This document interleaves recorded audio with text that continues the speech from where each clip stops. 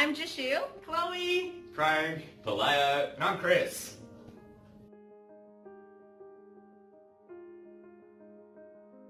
Good morning or good evening to Annika or whoever else is watching this.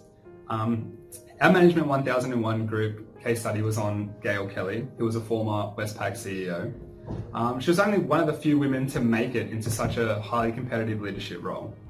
Not only did she climb the ranks to achieve this feat, but she did it whilst being a parent and mother to 4 children. For this reason, Gail is highly regarded as an icon and a role model by younger Australian women. So initially, Gail had never really aspired to enter the banking or financial world. She stated this in an interview with Lee Sales at ABC.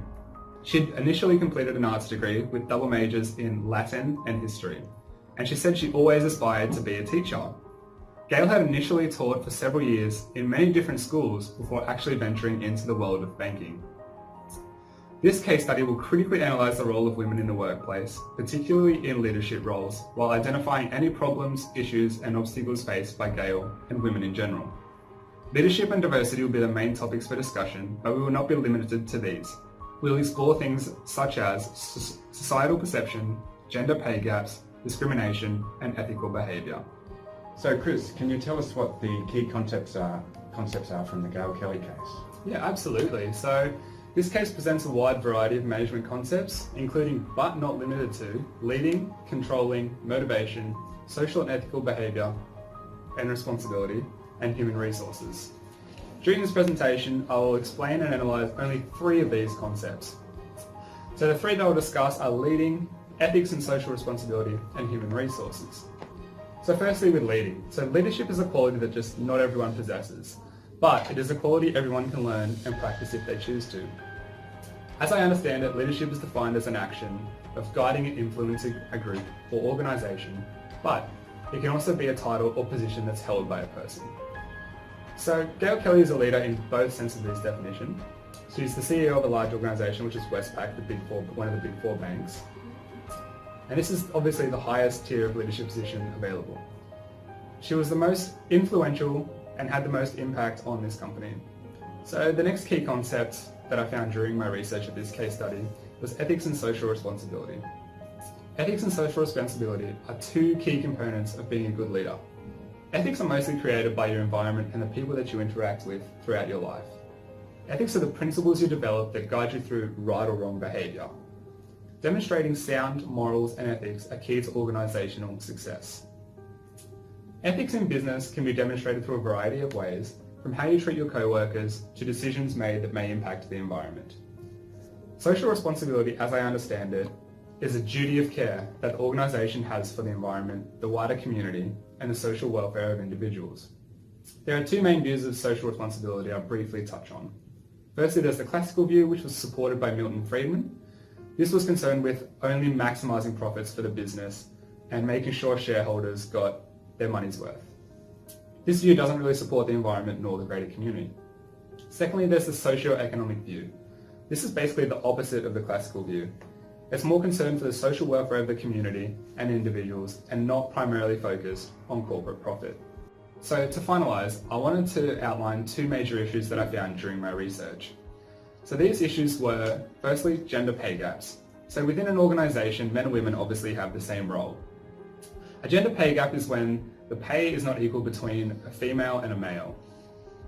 So the ABC wrote an article in November 2017 that detailed that workplace gender pay gaps were incredibly unequal. Although Australia and Australian businesses have been taking steps, although albeit small steps, to make changes with gender pay gaps. So the article mentioned before explained that men still out-earn women in every industry across all occupations, with the largest gaps being in the financial and insurance services industries.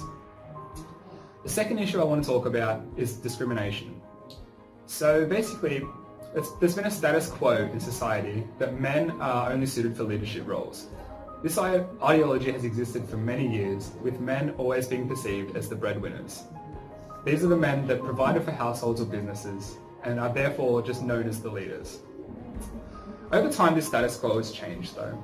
For example, we've seen Julia Gillard break down these barriers by becoming the first female Prime Minister of Australia in June 2010. And also, our very own case study, Gail Kelly, is another example as she became the first female CEO of a Big Four Bank of Australia. Hi, so today we'll be discussing the iconic woman of Australia, Gail Kelly. I'm Chris, and this is Chloe. Hi. So to start us off, we had a question that we wanted to critically analyse. So this question is that many suggest that the best way to ensure gender equality in business is to introduce a quota for the number of women on board. Do you agree with this? Also, can you list some strengths and limitations of this approach? So personally, including a quota system for women on board have many pros and cons. I do not believe this is the best way to promote gender equality, as the identified cons outweigh the identified pros. My main objective for a quota is the idea of women being viewed as tokens. It is important for women to work hard and to be respected as a person of power, just as Gail Kelly did throughout her career. No woman or man should be handed a leadership role on a platter, and including a quota system has the potential for this to happen. Both women and men should work hard and prove their position within a business. Although I do not agree with quotas, I do agree that all businesses must include a system of gender equality to benefit the corporation.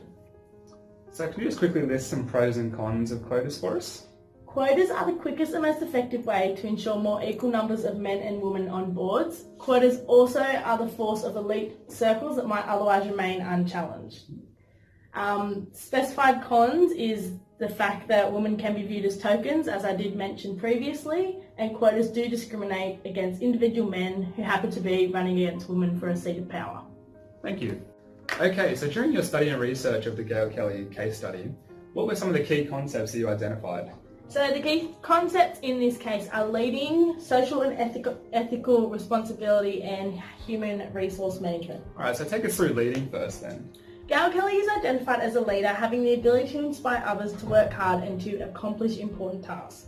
Gail Kelly's role as a Westpac chief executive was influenced through expert and referent power. She had the ability to influence through in-depth expertise and individual charisma, creating commitment for both her followers and the business.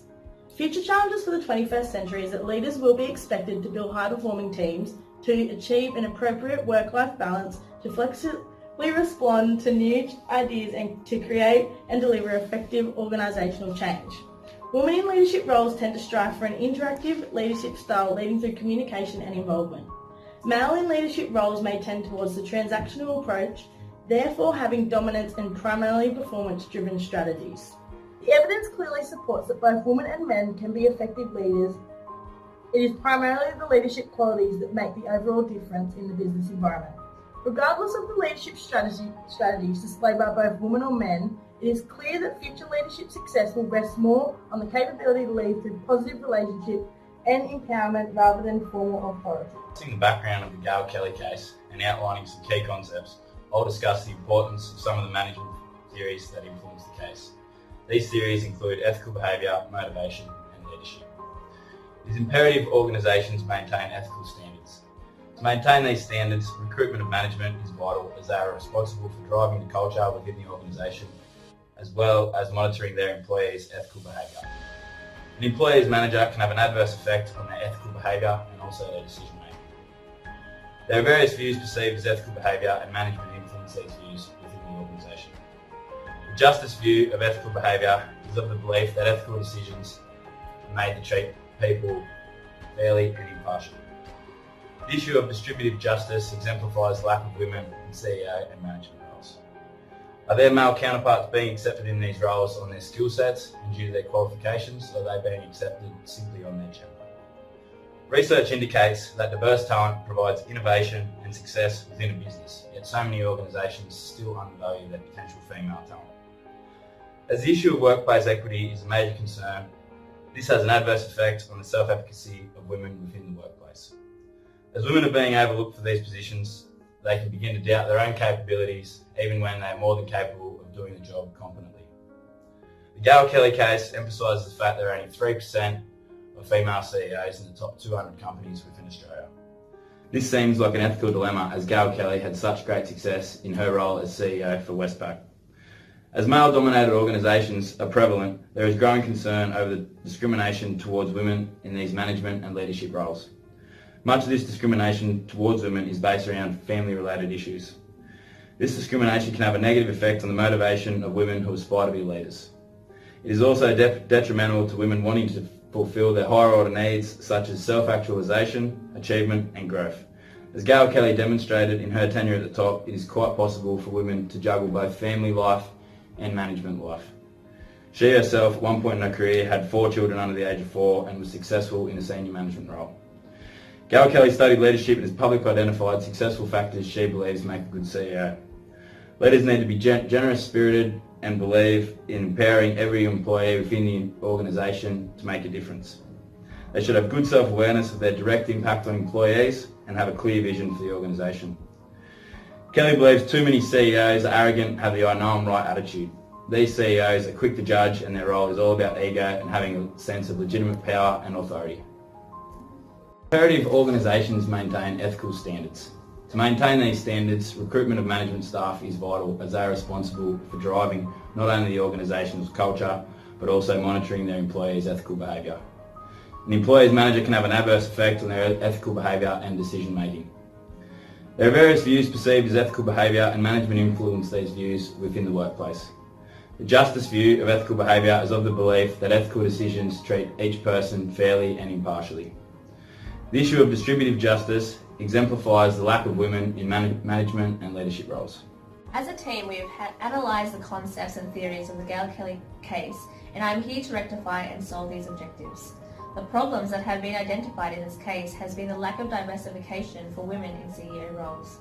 There is a high expectations for women to do well in a high position role due to the stereotypes and implications that women are not able to work effectively whilst maintaining and balancing a family. Speculations that Gail Kelly could not perform well as a CEO and can be a proactive mother of 4 at the same time. As I am a mother of a 10-year-old, it can be difficult, but it does not affect my ability to perform and strive for success. It more so drives me to break the stereotype that mothers can effectively perform in any industry, even that are male-dominated. Some organisations identify hiring women as a risk and a liability in some industries, which managers may see as a negative effect towards the structure of the business. Evidence suggests that managers hire more than men, which drives women to lower paying industries and affect their motivation and self-esteem. Another identified issue that affected inequality is the pay gap difference for males and females. Gender pay gaps are influenced by many factors. One of the main influences that reflect our case is discrimination and bias when hiring women. Some of the ways organisations can effectively solve gender diversification is setting a target time frame to improve the structure of the business. Implementing a quota system would set a strong standard for women who want to break through the stereotypes and the barriers of insecurities. Breaking through these issues will influence women to strive for a higher powered role. This can also decrease the effects of glass ceiling in Australia's culture.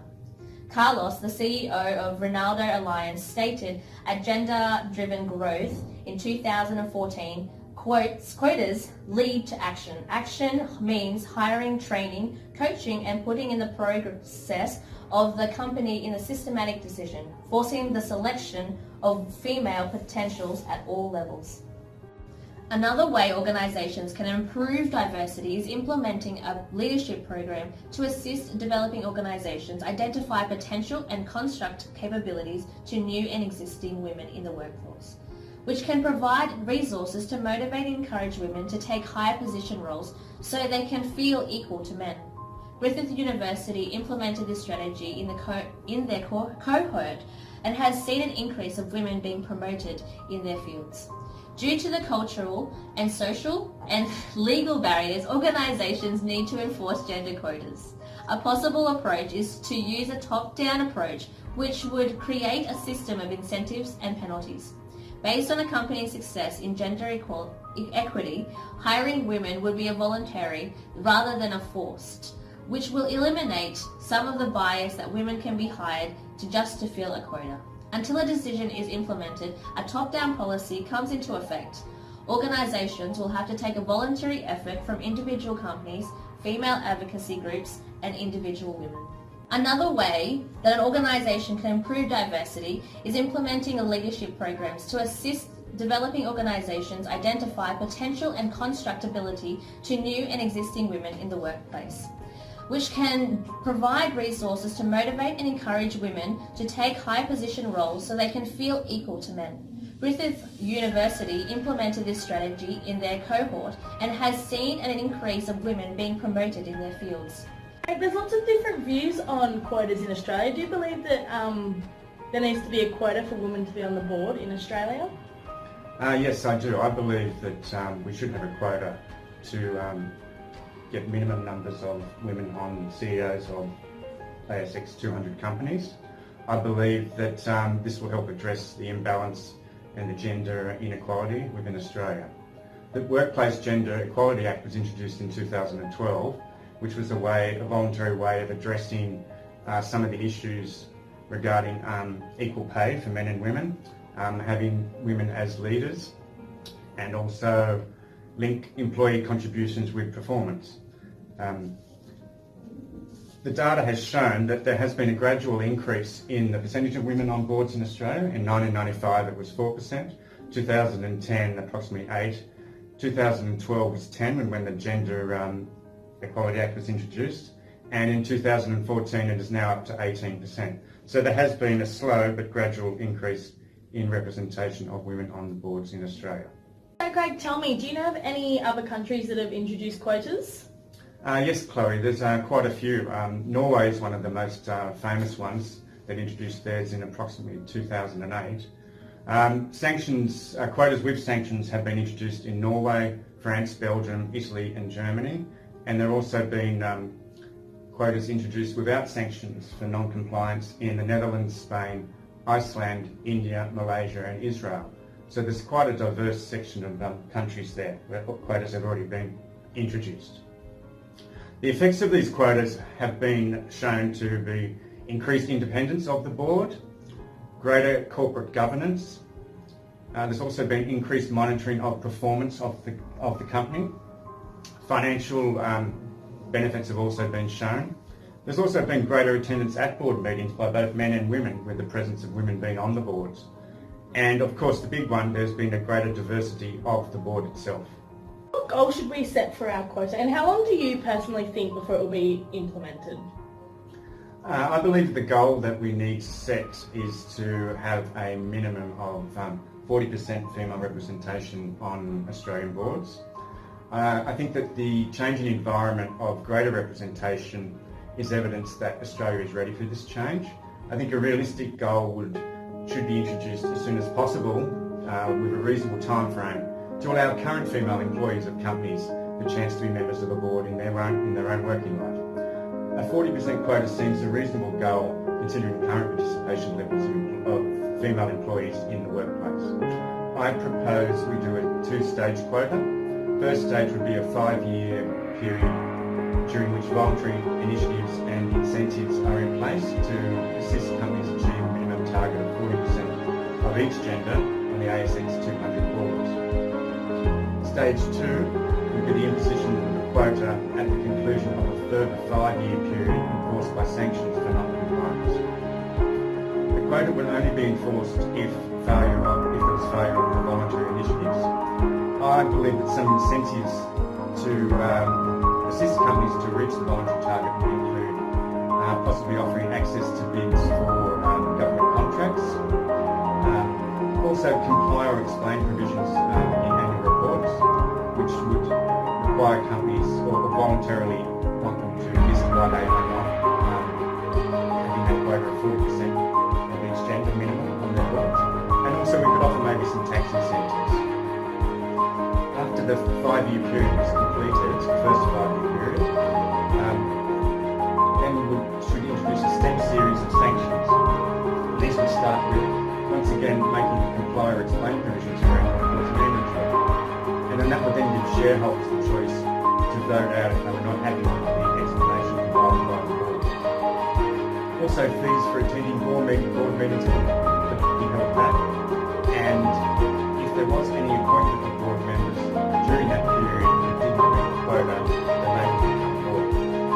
And finally, there would be administrative fines imposed for non-compliance at the end of the 5 years. So this gives the companies a period of 10 years to reach that. I love your thinking, Craig. Thank you. Thank you so much for your time.